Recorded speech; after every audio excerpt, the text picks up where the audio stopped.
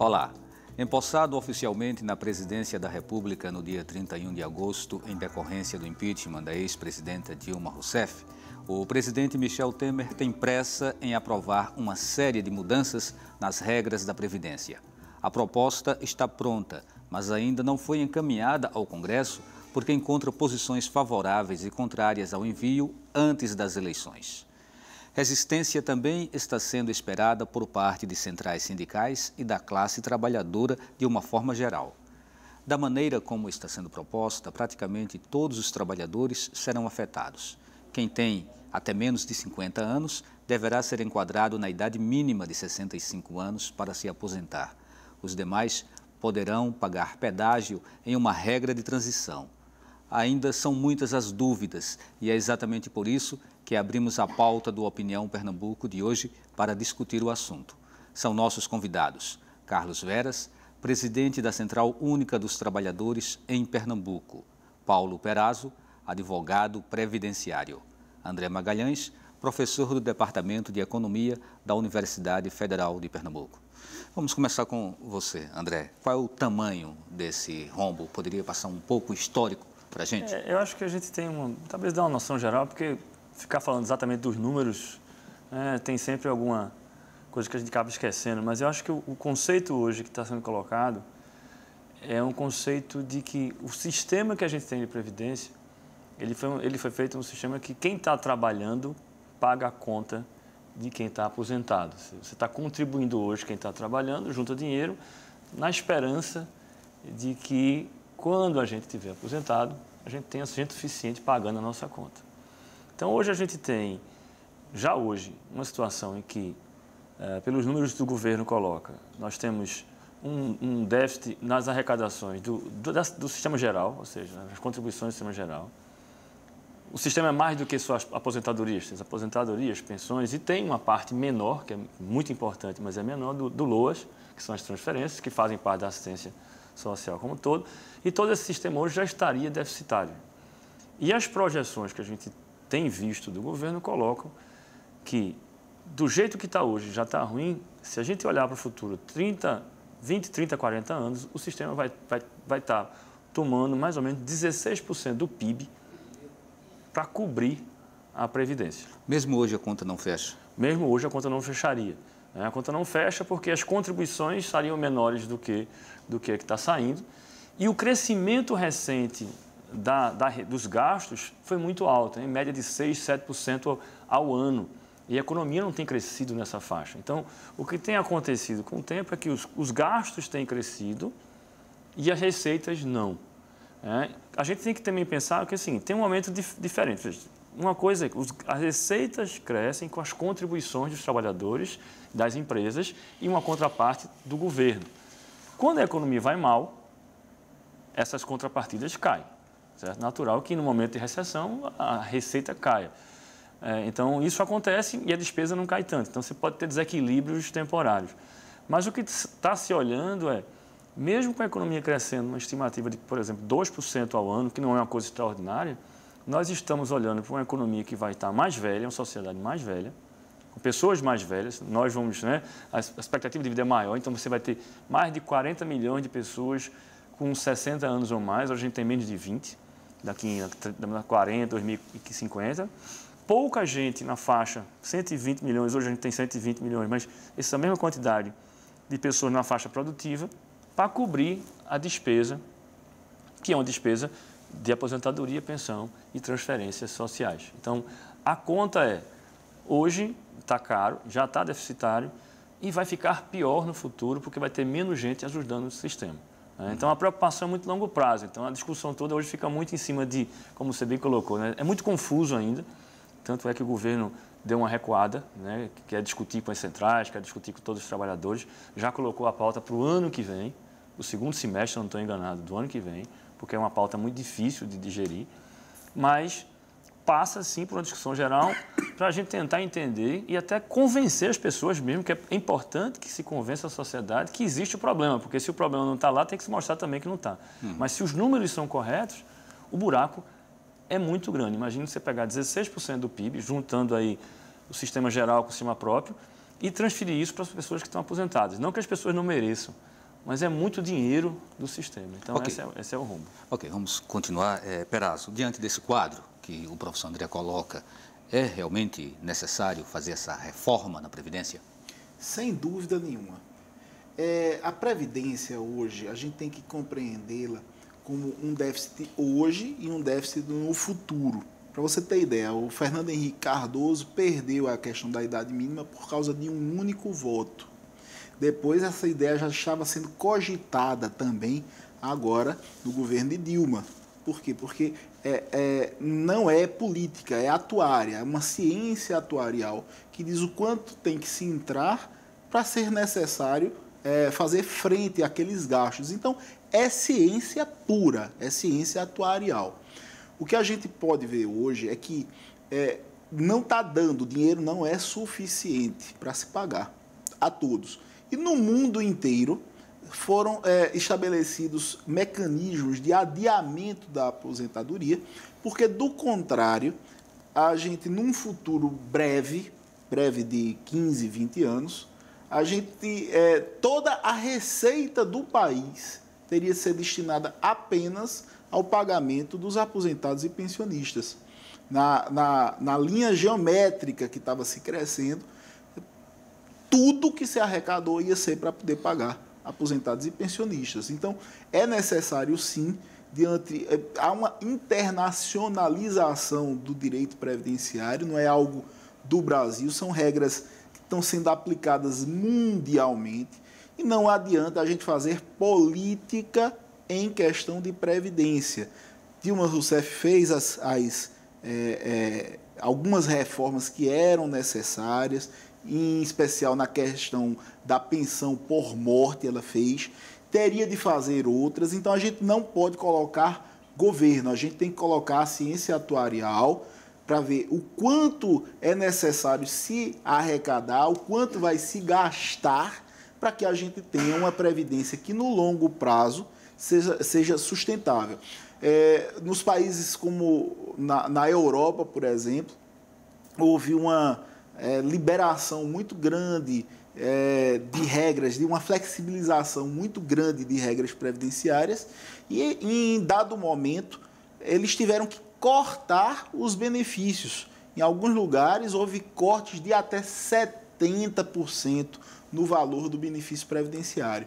A gente não vive essa situação hoje. O Rio de Janeiro deu uma pontinha, não sei se vocês lembram, alguns meses atrás, faltou dinheiro para se pagar os aposentados e pensionistas, sequestraram 600 milhões de um dinheiro que não tinha nada a ver. Aquilo ali era a ponta do iceberg. Fala-se que os estados também estão com muita dificuldade de pagar os aposentados e pensionistas, e aí são os elos mais fracos da cadeia. Vai demorar um pouco para chegar no governo federal.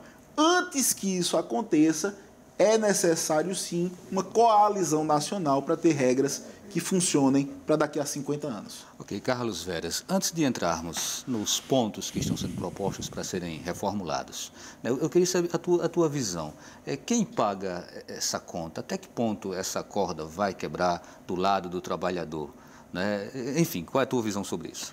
Boa noite, Valdir. Boa noite aqui os colegas, os companheiros do debate. Boa noite a você que nos acompanha nesse momento. Primeiro, nós temos que fazer uma reflexão sobre que ponto de ótica nós vamos estar fazendo esse debate. Se vamos debater a Previdência como aquela que arrecada e tem que pagar, ou discutir a Previdência como uma política pública de Estado que garante a sustentabilidade da família, não só do aposentado, que garante as condições mínimas para que as famílias consigam viver com o mínimo de qualidade possível. Porque é com o dinheiro da aposentadoria que se compra o remédio, que se paga a conta de energia, que até compra um insumo para a produção, que ajuda no desenvolvimento econômico. Porque se nós vamos discutir como uma política pública, esse debate do déficit está superado. E outra, nós temos que discutir a previdência social dentro do eixo da Seguridade Social, como ela foi criada. Se for o debate como tem que ser feito dentro do eixo da Seguridade Social, há outras contribuições, como o CONFINS, o PIS/PASEP, questão do percentual da receita líquida, tem outras fontes de recurso. Então, ela não é deficitária. temos que discutir também o que está por trás da reforma da Previdência. O que está realmente por trás desse debate é o interesse do capital, de privatizar e de acabar, inclusive, com as políticas da Seguridade Social, de aumentar, inclusive, a previdência privada, que o capital tem interesse direto de ganhar recursos com isso, de privatizar o SUS, de privatizar a parte e as políticas públicas, e principalmente da Seguridade Social. Por isso que os trabalhadores não vão aceitar de maneira alguma pagar essa conta, porque os trabalhadores estão esclarecidos, os trabalhadores têm informações e não vão cair nesse debate que a Previdência está quebrada, porque a Previdência tem que ser tratada dentro do eixo da Seguridade Social e com uma política pública de Estado que garante as condições mínimas para também as famílias poderem sobreviver com o mínimo de qualidade possível. André Magalhães, o governo tem visto a reforma da Previdência como um dos principais pontos dentro de algo muito maior, que é o ajuste fiscal. E aí, um ajuste que projeta, inclusive, a economia do país por 20 anos. Como é que você situaria, faria essa análise desse recorte da Previdência dentro desse pacote maior? Eu acho que o Perazzo colocou num ponto importante que... eu acho que tem uma discussão, o Carlos estava colocando aqui, da visão geral, mas a questão, acho que geral também, ele colocou, não foi só o governo atual, foi o governo Dilma, foi o governo Lula, tentou também. Todos os governos estão tentando colocar porque tem uma conta que não fecha. Essa conta não fecha, mesmo na visão da Seguridade Social, porque eu acho que as políticas do Loas, como eu falei antes, Seguridade Social são muito importantes, mas para elas que se mantenham, mesmo com as outras contribuições, é preciso ter dinheiro para isso, né? E essa conta precisa fechar. Então, o que é que o governo está olhando? Não foi só esse governo, os governos anteriores tentaram começar a conversa. Todo governo, quando começa, ele tem uma chance rápida, assim, no primeiro ano, principalmente esse governo que supostamente não quer se eleger, pode ser impopular. Então, vai trazer a pauta impopular. Supostamente não quer, e aí vamos ver o que acontece. Então, você tem uma PEC para controlar os gastos públicos, né, que é a primeira coisa que está sendo colocada. Uma segunda reforma, que é a previdenciária de longo prazo, médio e longo prazo. Uma trabalhista, que é mais difícil ainda do que essa, que está na conta, e uma tributária que ninguém sabe nem como é que começa, porque essa é mais complicada, talvez. Então, todas essas coisas estão na mesa e não dá para discutir tudo de uma vez. Não tem força política, não tem mobilização para fazer isso. Mas todas elas vão na direção de tentar reduzir os custos dos processos produtivos. Aí a discussão que colocou aqui é a favor ou contra o trabalhador. Eu olho essa questão muito mais no sentido que vai me afetar de frente. Veja, eu sou professor da universidade, estou com menos de 50 anos, nessas regras aí eu já me pego de frente. Mas eu entendo que tem um risco muito grande, por exemplo, de quando eu me aposentar, que eu não sei nem quando é que vai ser isso, porque a regra vai mudando, ter dinheiro para pagar a minha aposentadoria. Porque isso pode existir. E se a gente aprender alguma coisa, ou deveria ter aprendido alguma coisa com essa crise atual, é que os governos eles não têm dinheiro para tudo. Você está falando aqui do Rio de Janeiro, os governos não têm dinheiro para tudo. Os estados não têm, os municípios não têm, e o governo federal não tem dinheiro para pagar tudo. Então, a gente precisa dar um jeito de se reestruturar, e aí eu acho que entra nessa pauta geral. Como é que você encaixa essas reformas? Nessa pauta geral, de dar um fôlego para o governo para fazer isso. Se é complementando com iniciativa privada, ou se é pegando mais contribuição, ou se é pensando num sistema que você vai pagar hoje, se capitalizando, mesmo sendo setor público, eu não sei. Essa é a discussão que está se colocando. Perazzo, até que ponto essa discussão ela foi politizada no momento em que se tentou encaminhar com a maior velocidade possível e alguns outros, né? Eu não lembro a posição do Renan, foi uma posição que deveria seguir antes das eleições, né? Enfim, eu sei que houve um embate aí, uns defendiam que fosse antes das eleições, outros defendiam que fosse depois, porque iria interferir na decisão do eleitor, enfim, dá para politizar essa discussão? Olha, a questão é tão grave que é o seguinte, Candir era ministro de FHC, voltou para ser deputado por um dia só, para votar a favor da Previdência, da reforma da Previdência. Errou o voto. Graças ao voto dele, a reforma da Previdência da FHC não passou. O PT fez um bolo para ele, cantaram parabéns para Candir, porque ele errou o voto. No outro dia ele voltou para ser ministro da Previdência ainda mais e infelizmente não passou naquele momento. E aí o que foi que aconteceu? Não passou tal. E o PT, ele assumiu o governo por 16 anos e tinha a perspectiva de passar mais 16.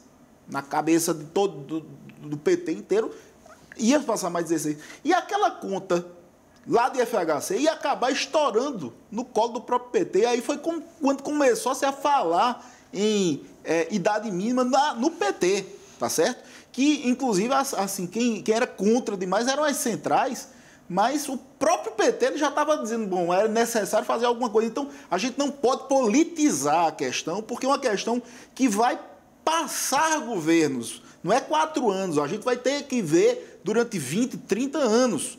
O que ele falou ainda agora aqui sobre a Seguridade Social, eu achei muito importante. Olha, nós temos 2 orçamentos distintos.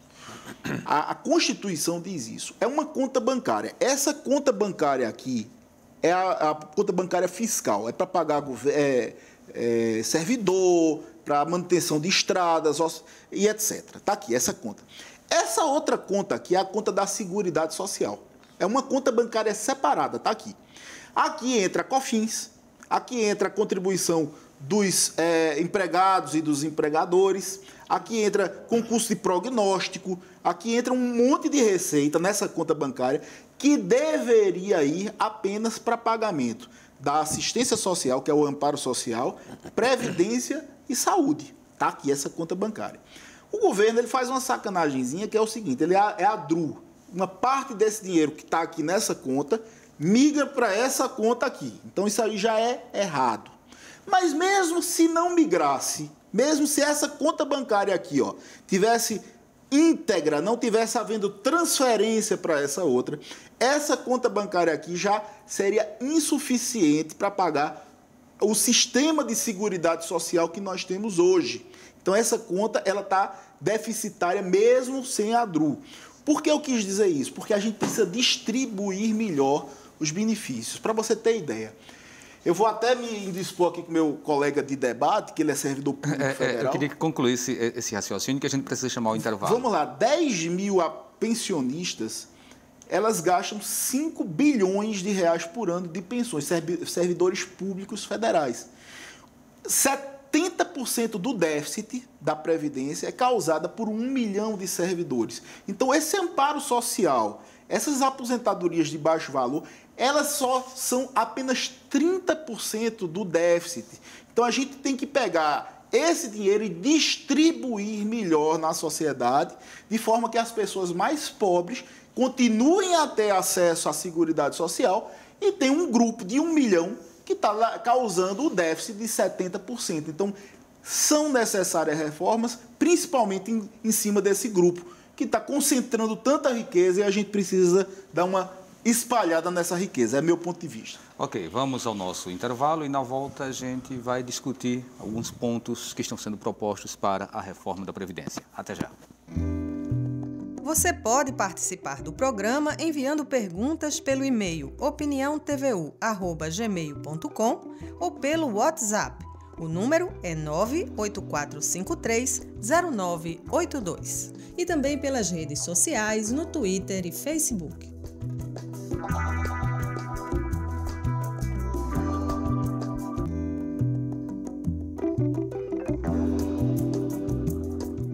O Opinião Pernambuco está de volta com o tema Reforma Previdenciária.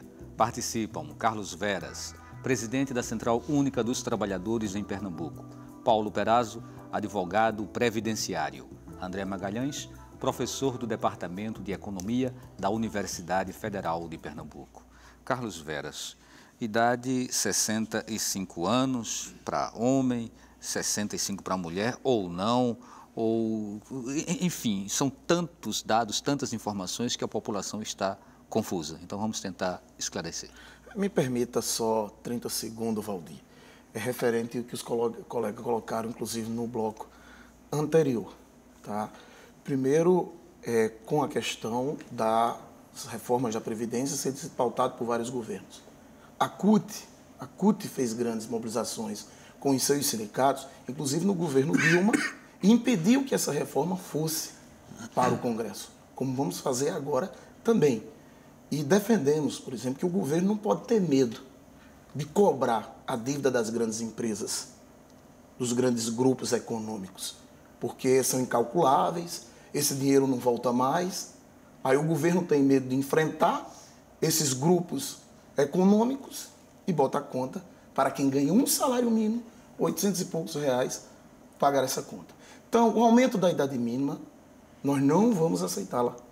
Elevar a idade mínima da mulher de 55 para 65 e do homem de 60 para 65 anos é aposentar você no caixão. É não permitir a possibilidade dos nossos idosos ter uma qualidade de vida mínima quando chega em uma certa idade, porque a nossa jornada de trabalho já é perversa.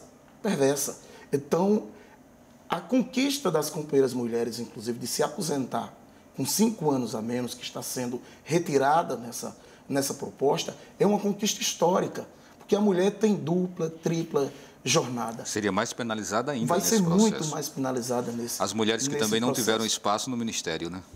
Que não tem, é o Ministério das Excelências de Homens, que não tem negros, é o tipo que... Eu não tenho nem corrupto, né? Mas caiu 5, para você ter ideia. Então, elevar a idade mínima não é a solução. Não é porque as pessoas hoje têm condições e o direito de ter 3 refeições por dia, que tiveram condições a melhorar um pouquinho na sua condição social, na sua condição de vida, que agora tem que ser penalizado e não pode se aposentar, mas na idade certa. Carlos, então, as centrais sindicais não vão aceitar isso. Essa questão não vai ser negociável? As centrais não sentam para discutir essa flexibilização na idade? A CUT não sente mesa para negociar a retirada de direitos. Porque direito se amplia, não se reduz. Não negociamos retirada de direito de trabalhador. Nós negociamos a ampliação dos direitos.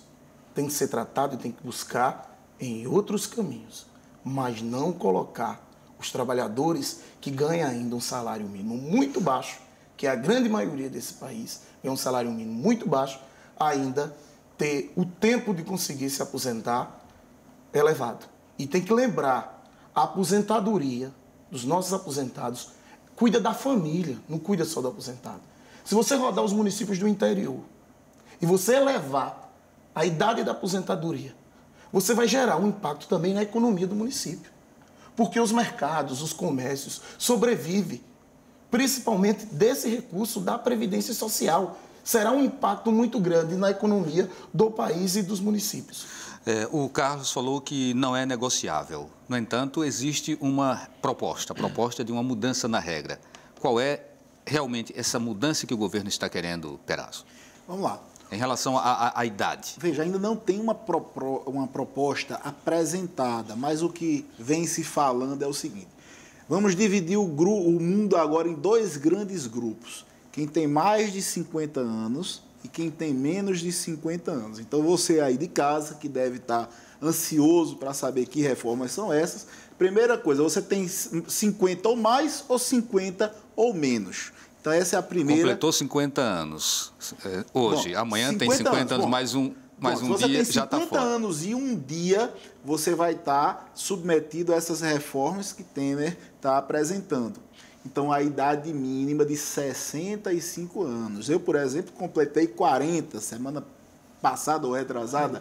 Então, eu estaria dentro dessa nova conjuntura de que a pessoa só se aposenta aos 65. Agora, se você tem 50 anos ou mais, ok? Então, aí você teria uma regra de transição.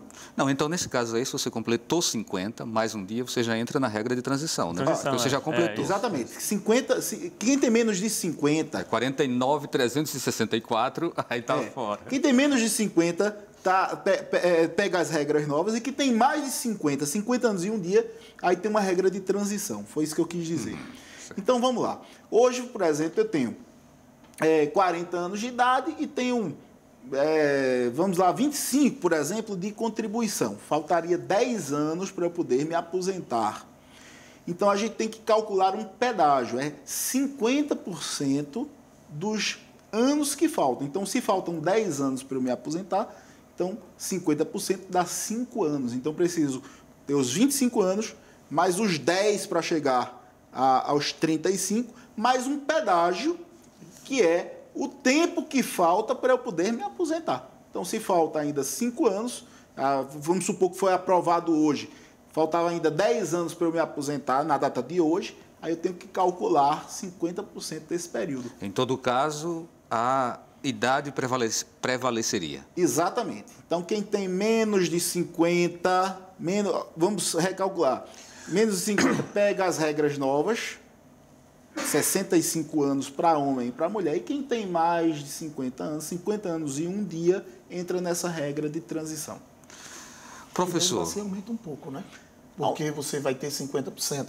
É como se você, permita, citou, entendendo como é 50%, se você faltava 10 anos, você vai ter que 15, então. Porque 50% veja de só, 10 eu tenho 25. Mais 10 anos eu completaria 35, que seria o tempo exigido. Isso. Então, como faltavam 10 anos, 50% dá 5 anos. Ao invés de contribuir 35 anos, eu teria que contribuir 40 anos. 40 anos. Isso. Esse pacote, ele pega também o funcionalismo público federal, que a proposta seria unificar tudo. E aí o impacto acaba sendo muito grande para o público, não é, professor? Até porque a regra do funcionalismo público já era em cima dos 95, 85... E aí o Brasil achou que eu ia discordar dele, mas não discordo não. Eu acho que o nosso sistema no lado público, ele é... Claro, eu acho que faz parte, todo mundo defende o seu lado. Né? Acho que não adianta a gente querer imaginar que as pessoas vão defender o outro lado e dizer, eu vou abrir mão porque o pessoal está sofrendo lá. Mas o lado do setor público, ele tem uma vantagem especial, tem duas vantagens que nós temos no setor público. Primeiro, a estabilidade do trabalho. Além disso, uma aposentadoria que é integral. Né? E a contribuição não fecha nesse sentido. Então, quem já entra agora, me corrija se eu estiver enganado, mas quem já está entrando assim, nos últimos 2 anos ou 3 anos no setor público, já não tem mais direito à aposentadoria integral. Se bem que eu acho que isso vai dar uma confusão bem grande lá no futuro, porque todo mundo vai querer ter aposentadoria integral. Né? Mas, se você não corrige esse lado também, você acaba penalizando o trabalhador que está no INSS, que está no setor, né, no sistema geral, e deixa de lado quem está criando o maior rombo, que é um menor número de pessoas que têm acesso a uma aposentadoria muito mais alta. Então, aposentadorias muito altas mesmo, que a gente não tem nem noção dos valores, mas 30, 40 mil reais, ou mais do que isso. E isso cria esse rombo maior. Então, é preciso que o setor público também entre nessa regra, para poder contrabalançar isso e abrir um pouco mão do equilíbrio. Ou seja, ninguém está querendo penalizar, imagino, o trabalhador. Não estou querendo que a pessoa sofra mais. Eu estou falando de mim também. Eu vou sofrer e trabalhar mais. Mas a gente precisa fechar a conta para depois que eu me aposentar, imaginar que eu vou ter aposentadoria integral e chegar lá não vou ter nada, porque o governo vai chegar e vai dizer assim, não sobrou nada para te pagar. Então, não dá para ter nada, tem que ter um meio termo, não dá para fazer um lado só da conta, só o setor privado, mas o governo não quer brigar com todo mundo. Esse aqui é o problema também. Se ele começar a brigar com o setor público também, ele vai ter que brigar com as centrais sindicais, com os sindicatos e associações do setor público.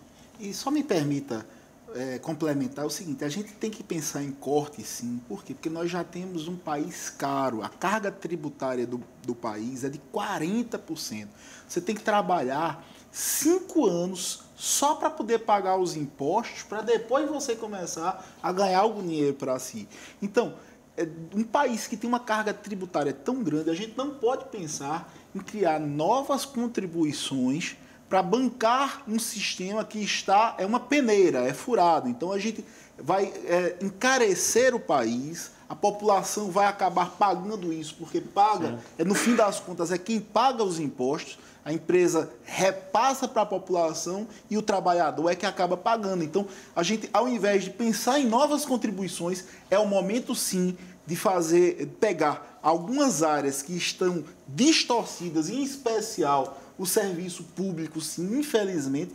Até porque é o seguinte, se a gente for ver os miseráveis do país, eles conseguem um amparo social aos 65 anos de idade. Então, eles já estão acostumados com a idade de 65, que é a idade que eles pedem um amparo social. A gente agora tem que regular melhor quem ganha mais para poder demorar essas pessoas um pouco a conseguirem essa aposentadoria e a gente dar uma equalizada nessa questão dos pagamentos. Carlos Veras, não pode dar uma confusão muito grande, não, essa tentativa de unificar CLT com funcionalismo público?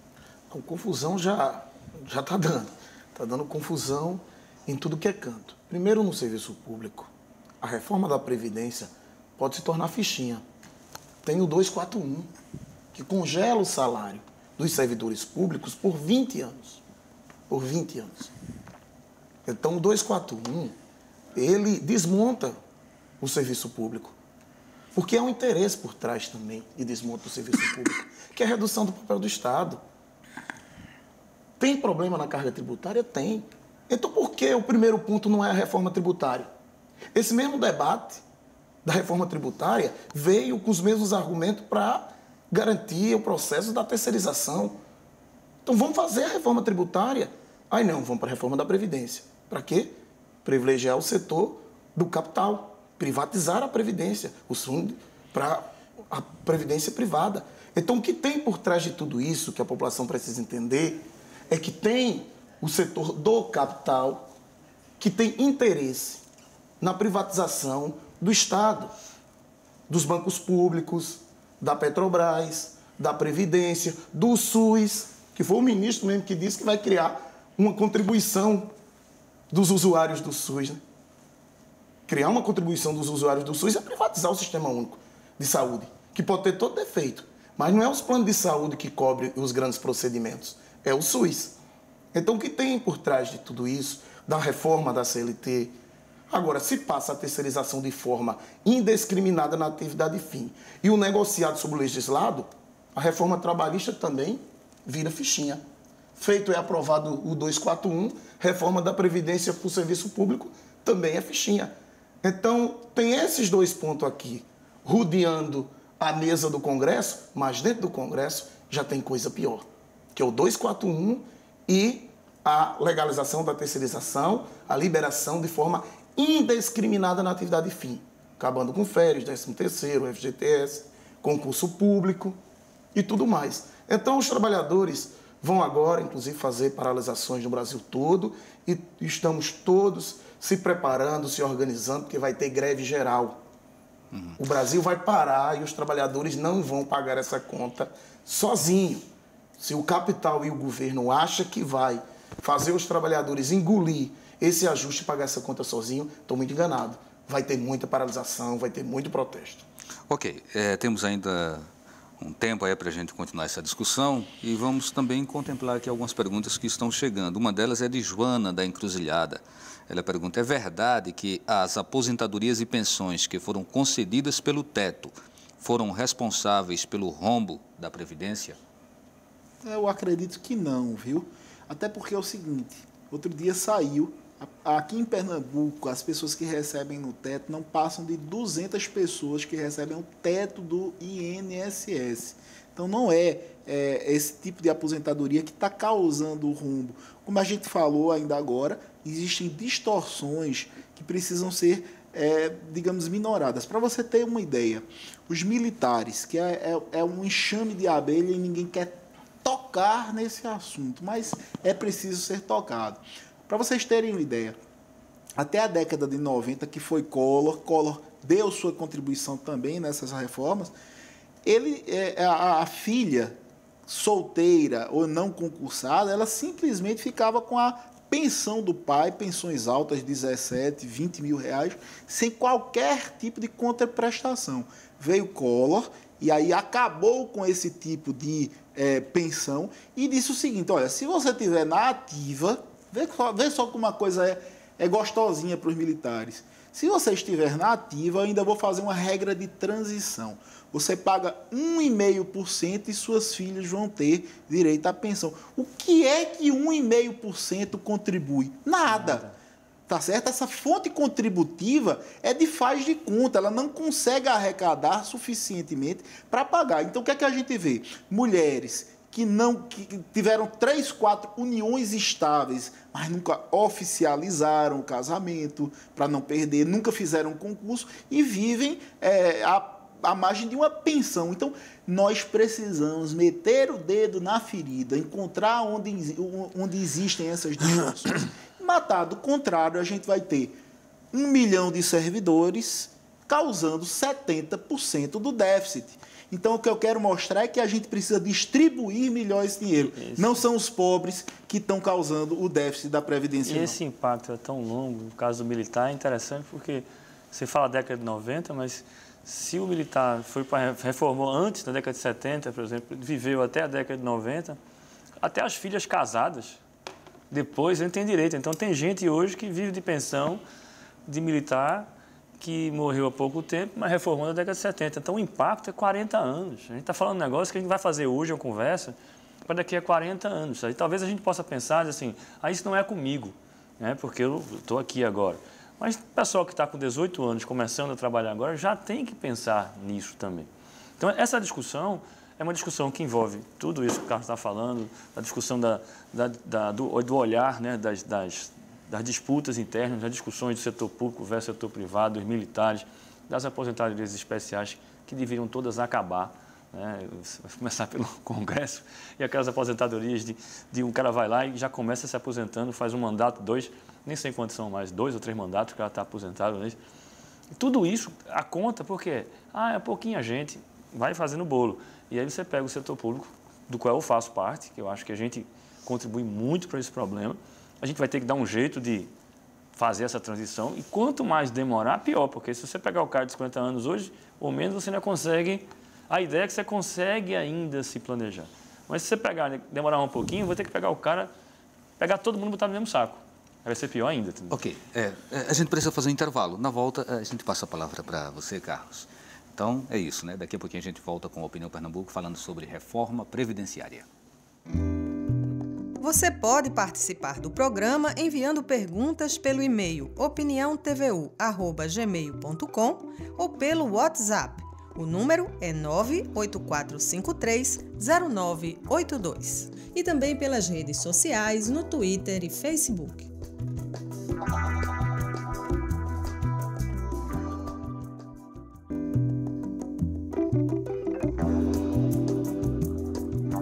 O Opinião Pernambuco está de volta com o tema Reforma Previdenciária. Participam Carlos Veras, presidente da Central Única dos Trabalhadores em Pernambuco, Paulo Perazzo, advogado previdenciário, e André Magalhães, professor do Departamento de Economia da Universidade Federal de Pernambuco. Carlos, eu nem sei o que é que você queria falar, mas pode falar. Não, a gente voltar no debate, inclusive quando o companheiro traz a questão do serviço público, dos servidores públicos. Tem que ter um recorte. E quando trata do servidor público, estou entendendo que vocês estão tratando no geral, inclusive do judiciário. Agora, tem servidor público que se aposenta com R$1.000, com 1.200, não são esses o causador do problema da Previdência, até porque, na nossa opinião, a Previdência tem que ser discutida nesse âmbito da Seguridade Social. E ainda tem servidor público aposentado que continua contribuindo com a Previdência. E por que nós somos contra essa reforma da Previdência? Primeiro, porque ela não vem sobre esse âmbito que os companheiros trazem, que é para resolver esse problema da distorção que está entre os ricos, entre aqueles que têm um poder aquisitivo grande. Eu não estou falando de quem ganha 3 salários mínimos, 4 salários mínimos, não. Não está para resolver essas distorções dessa elite brasileira, não. Ela vem para o trabalhador que ganha abaixo de 3, 4 salários mínimos pagar essa conta. Para quem ganha 1 salário mínimo pagar essa conta. Esse é o problema, por isso que nós somos contra totalmente essa reforma da Previdência, que ela vem para atacar exatamente a camada mais vulnerável, a camada social, aquele que mais precisa da aposentadoria. Tem outra pergunta aqui. Como fica a situação do trabalhador rural e dos professores, por exemplo, que tem um desgaste maior fisicamente e psicologicamente? A pergunta é de Joana da Encruzilhada. Pode dar para... O trabalhador rural, que hoje tem direito à aposentadoria especial, que a mulher se aposenta com 55 anos e o homem com 60. A mulher vai ir para 65. O homem também vai para 65. Imagina a mulher que trabalha na roça, que cuida da casa, que cuida dos filhos, chegar a 65 anos para se aposentar. Como é que vai ficar? Porque a aposentadoria rural, ela garante o sustento da família. Na nossa casa, eu sou agricultor familiar, nós tivemos direito a ter 3 refeições por dia quando minha mãe se aposentou, que se aposentou primeiro que pai. Então, a aposentadoria rural hoje, ela garante a família na produção, na atividade rural.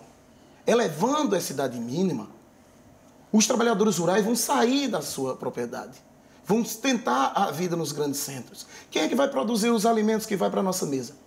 Como é que fica a seguridade alimentar?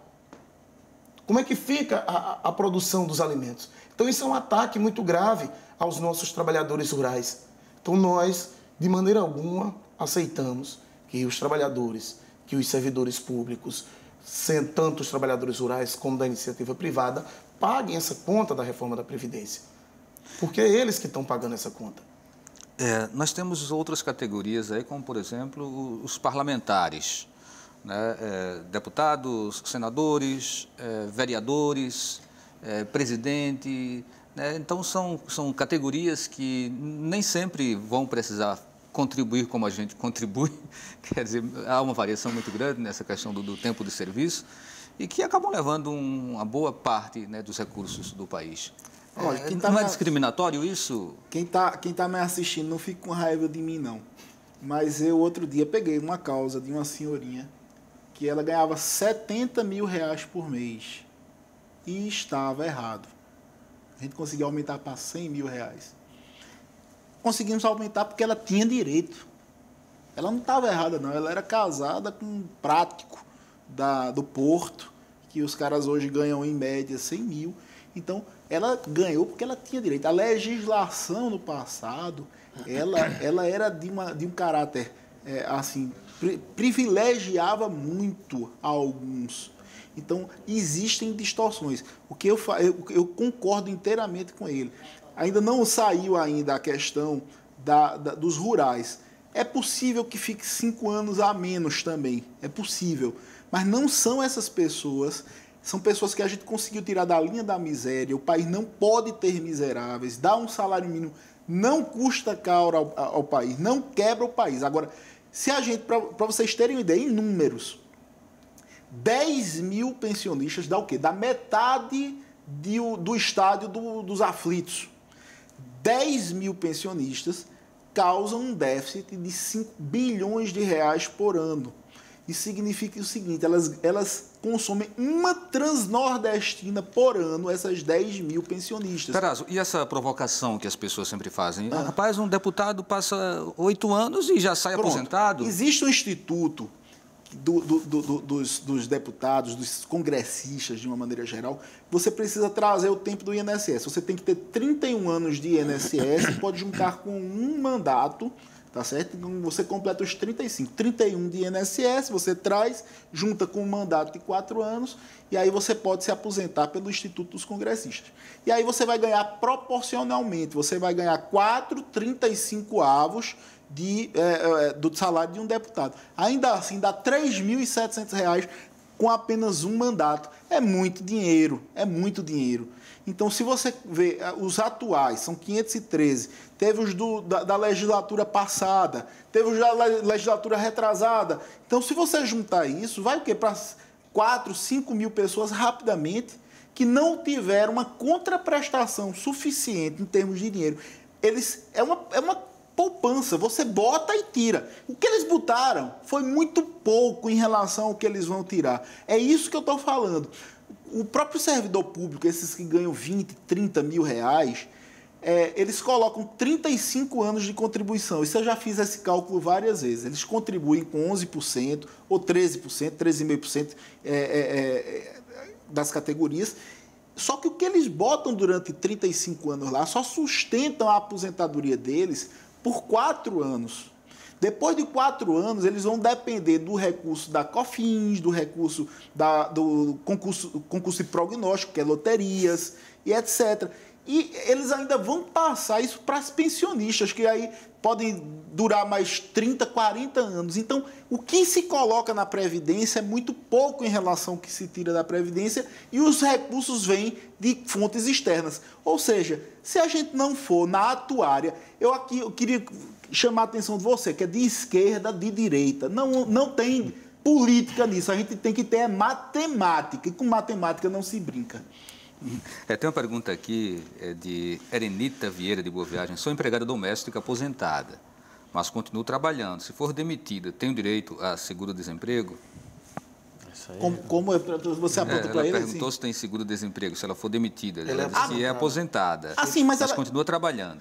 Se for demitida, se ela vai ter esse direito ao seguro? Não, infelizmente não. Por quê? Porque o seguro ele é uma das garantias. Quando a pessoa já é aposentada, a corrente majoritária entende que não há uma situação de risco social. Então, a corrente majoritária diz que não, porque ela está coberta com com outro benefício. Ok, tem outra pergunta aqui que é para você também, mas eu vou a André. André, no próprio serviço público, a gente identifica muitas vezes essa distorção, essa discrepância por falta de uma isonomia. Tem algumas categorias de nível superior, por exemplo, onde o salário inicial ele é muito díspare em relação a uma outra. Você já entra no serviço público ganhando, às vezes, 11 mil, 12 mil, em outras você também de nível superior, 1.000. Quer dizer, precisaria haver uma equalização nessa questão das faixas salariais, repensar uma isonomia? Diferenças grandes aí. Eu acho que, por exemplo, quem entrou no serviço público, no executivo, por exemplo, depois da década de 90, 2000 para frente, já não tem mais, no executivo pelo menos, já não tem, na maior parte das categorias, já não tem essa capacidade de crescer tão rápido, os salários não chegam tão altos. Na universidade, por exemplo, você não consegue mais, há professores que entraram antes que têm salários muito mais altos porque incorporaram muita coisa e isso foi mudando com o tempo. Então, categorias que conseguiram muita coisa, categorias à base da força, da pressão, que tem condições de negociar e forçar o governo a dar aumentos e por aí vai. Então, o setor público, nesse sentido, tanto no executivo, mas principalmente judiciário, nesse caso, que é menor, e recebe uma cota mensal, então, o judiciário tem uma cota mensal que ele vai gastando aquilo ali, e vai distribuindo. Então, foi conseguindo, nos anos bons, distribuindo nos salários. Então, o cara consegue entrar com um bom salário, em pouco tempo de carreira, ele já atingiu o máximo. 10, 12 anos, ele já atingiu o máximo. Daí para frente ele fica e carrega isso para frente, para a aposentadoria, sem que a contribuição seja capaz de gerar uma poupança suficiente para mantê-lo aposentado, porque ele para aos 55 anos e passa mais 30 anos recebendo. Então, não dá para fazer. Então, quanto menor a categoria, maior a força, maior a distorção. Isso aí, dificilmente, a gente vai conseguir resolver de uma forma rápida. Mas muita coisa já melhorou nesse sentido de controle, de discussão no executivo. O executivo talvez seja o que menos tem essas distorções. Podia ser diferente, não precisar ser assim em cima de barganha, Carlos Veras? Olha, no serviço público nós defendemos o plano de cargos e carreiras.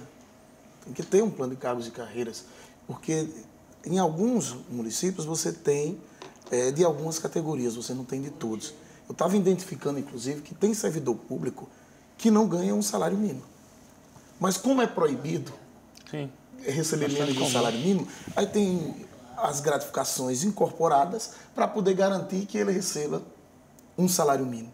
Então, você precisaria ter um plano de cargos e carreiras de todos os servidores públicos para poder ele ter, inclusive, o processo de projeção e resolvendo as distorções. Certo. É interessante também a gente deixar claro que quando estamos falando aqui em reforma da Previdência, é uma reforma que não está apenas para CLT, não está apenas para seletistas, está também para os funcionários públicos, mas em todas as esferas, tanto na federal, quanto na estadual e na municipal. Não é isso? Trabalhadores rurais, pega os trabalhadores da iniciativa privada e pega o serviço público das 3 esferas, municipal, estadual e federal. E lembrar que no serviço público nós temos muito contratados. Aqui na educação são 10 mil em Pernambuco contratados.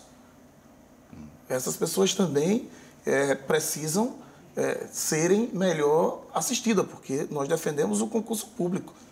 Se tem 10 mil contratados, então há necessidade do serviço público. Então tinha que fazer, era concurso, não aumentar fazendo as contratações. Carlos Perazzo, uma pergunta de Lourdes. Paulo Perazzo. Falei Carlos, misturei com Carlos Veras. Lourdes Costa, da Boa Vista, ela pergunta como fica a situação das aposentadorias especiais de bombeiros, PMs, professores, isso dentro da reforma. Bem, A Constituição Federal, ela garante, sim, aquelas pessoas que trabalham com insalubridade, periculosidade ou penosidade, uma aposentadoria mais rápida. A gente não tem ainda um plano de Temer. Nós temos especulações, mas acredito que, em função de ser uma reforma constitucional, a gente não possa igualar dedos que são desiguais. Você trabalhar, por exemplo, num ambiente infecto-contagioso e você também ter que se aposentar do jeito de uma pessoa que trabalhou na gerência, por exemplo, no ar-condicionado, é diferente. Acredito eu que não vai se mexer nisso aí. Isso aí são regras gerais. As regras específicas, as regras que são especiais, acredito, também não sei, mas acredito que não vão ser mudadas. Ok, vamos passar uma rodada de 30 segundos para cada um. Considerações finais? Eu acho que o tema está começando a esquentar ainda, vai ter muita discussão. Mas eu acho que é importante, quanto mais gente estiver ciente, discutindo, todas as opiniões colocadas na mesa, melhor para todo mundo. Eu acho que quando a gente sai daí, tem que sair com alguma coisa melhor. Não pode sair pior do que a gente já está, não pode sair correndo o risco de, daqui a 2, 3 anos, ter que discutir tudo novamente. Paulo? Bom, eu só queria dizer o seguinte: vamos pensar, dialogar, para a gente não chegar na situação em que alguns países da Europa chegaram, que foi de uma fase falimentar porque não tiveram responsabilidade consigo próprios. Então, vamos amadurecer e mudar o que é possível mudar. Carlos? A resistência está só começando. Não vamos ter vida fácil. Vai vir muitos pacotes de maldade desse desgoverno. Então, vamos rumo à greve geral, vamos fazer a nossa luta e não vamos aceitar nenhum direito a menos. Ainda temos mais um tempinho. Coisa boa.